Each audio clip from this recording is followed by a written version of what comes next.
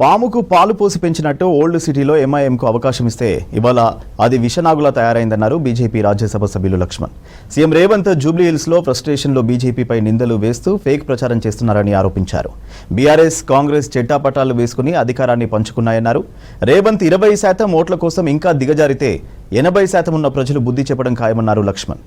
జూబ్లీహిల్స్ ఉప ఎన్నిక అంటే రేవంత్ ఎందుకంత భయపడుతున్నారని ప్రశ్నించారు. జూబ్లీహిల్స్లో కాంగ్రెస్ నాయకులను అక్కడ మకాం వేసిన మంత్రులను నిలదీస్తూ ఉంటే దిక్కుతోచని పరిస్థితుల్లో ఆడలేక మధ్యలో ఓడనట్టు బీజేపీ మీద వాడు ఎదురుదాడి చేస్తున్నారు. రుణమాఫీ సంగతి ఏమిటి రేవంత్ రెడ్డి గారు? పంట బోనస్ సంగతి ఏమిటి?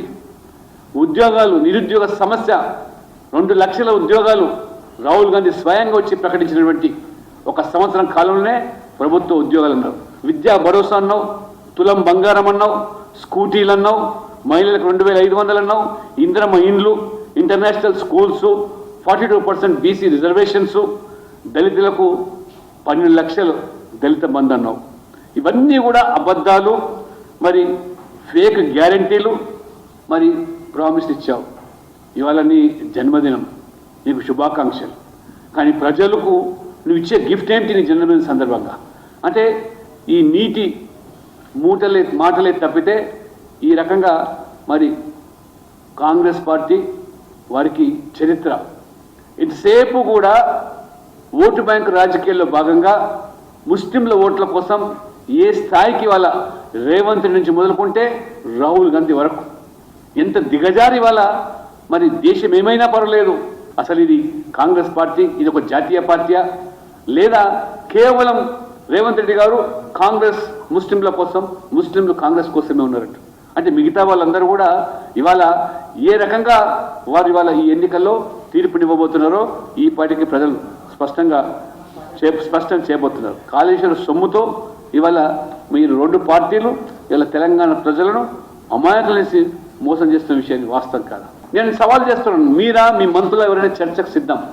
యూపీఏ హయాంలో 10 సంవత్సరాల్లో మీరు తెలంగాణ రోడ్లకు కానీ, రైల్వేలకు కానీ, లేదా ఆరోగ్యం కానీ, విద్య కానీ, ఏ అంశానికైనా ఎంత నిధులు ఇచ్చారో ఇవాళ మేము ఈ 10 సంవత్సరాల్లో మేము ఇక్కడ అధికారం లేకపోయినా పార్లమెంట్ సభ్యులుగా, బాధ్యతలుగా, కేంద్ర మంత్రులుగా మోదీ గారి యొక్క మమకారంతో తెలంగాణ ప్రజల పట్ల ఎన్ని ప్రాజెక్టులు ఇచ్చాము, ఎంత నిధులు ఇచ్చామో ఇవాళ ప్రజల ముందు స్పష్టం చేస్తాము.